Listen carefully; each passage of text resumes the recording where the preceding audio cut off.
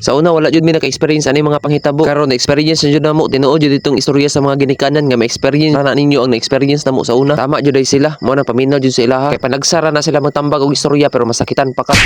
Tirada diha guys. Wa lagi sa kurang adlaw de guys. Manguli na po daymi sa Ilan Garden City Usamal. Lingonong sa daymi dire guys sa daplin sa karsada. Kaning panahon na doon pa naka mag-pet nerd Cotabato pa ni siya. Kamera ding duha sa kong asawa ako ang baby mo biyahe karong gabi una. Wala pa magudto rin sabay ang suon sa kong asawa kay naa pa sa importanteng ibuhat dito sa ilaha. Gilisdan sa day na mo nig diaper si baby diri. Sige biyahe sa kong anak diri mo vlogger na siguro ni siya sunod ba. Salamat ang pud ko karong gabi una ba kay wala siya ning ulan. Ang pinakakalaban ba sa kanang magmotor kanang muulan. Hahay. Paitan ning walay wheels oy. Wheels na for wheels. Pon basi kaluyan ning God's plan. Unya guys naabot na mi sa Digos as usual mga pisa ta diri mga pisa ta para dili pud ta katulog ba. Unya guys naa di nang utana sa kuha kung kasado na ba daw mi sa kuha ang asawa. Oo guys kasado na mi sa kuha ang asawa. Wala pa ni siya nabuntis sa una pero nagpakasal na mi ani niya. Pasalab jud mo ang isa ka babae pakaslan jud na nimo. Ana man na. Unya na realize na ko ang mga gipangsulti sa kuha ang ginikanan sa una ba. Kana go mapapadlong ka nya tubag-tubagon nimo sila. Haha sorry ma. Pero bitaw seryoso na ni siya. Magian jud nimo mga kalisod kasakit ug kalipay pag uminyo na ka. Tinuod jud ning gipangsulti sa tuong mga ginikanan kay nagian mo gud nila ba. Kung ikaw gipaeskwela kasi mong ginikanan nya masakpan niya nga nagibuyab ka ya kasab-an ka. Normal ra na siya. Sabta lang jud na inyong ginikanan kay ilahan na magunang nagian. Ilahan na nang nagian nga gugma may rasugod. Tama jud na may rasugod kay ako minyo naman ko. Mo nang paminawa jud mi. Kay mag-uyab pa mo pag mangutot ka pugnan-pugnan pa. Pero pag maminyo na ka, kumkumo nang utot niya ipasimot sa imuha. Mo nang ikaw ayo pagdali sa gugmang ka uros-uros. Pero ug ang gugma ninyo di na mapugnan. Hala padayon oy. Diha naman gud ta makarealize ug nagian na nato. Mo nang be mindful of your actions. Kay kanang gugma mo abot ra lagi na sa imuha ayo lang pagdali.